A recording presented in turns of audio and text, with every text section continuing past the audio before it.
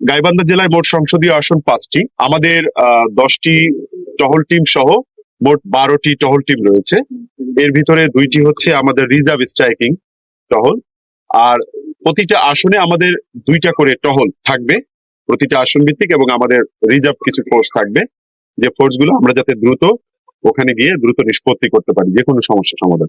আমরা 1 মাস আগে থেকেই আমাদের যে ঝুঁকিপূর্ণ কেন্দ্রগুলো রয়েছে সেগুলো আমরা আমাদের অফিসার এবং আমাদের সদস্যরা র্যাবের তারা নিয়মিত রেকি করে যে আমাদের কি ধরনের ঝুঁকি আমরা নির্বাচনের সময় আমাদের আসতে পারে এবং ভোটকে কেন্দ্র করে আমরা সেই প্রতিরোধমূলক ব্যবস্থা আমরা গ্রহণ করেছি।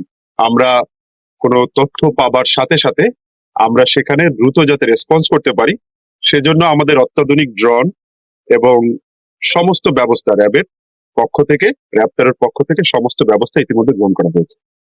আশা করি চরাঞ্চলের মানুষ, আপনাদের মাধ্যমে বলে দিচ্ছি, চরাঞ্চলের মানুষ নির্বিঘ্নে তারা তাদের এই আসন্ন ত্রয়োদশ সংসদ নির্বাচনে ভোট প্রয়োগ তারা করতে পারবে। 14টি টহলের মোট সংখ্যা হচ্ছে, জনবল হচ্ছে আমার 98 জন।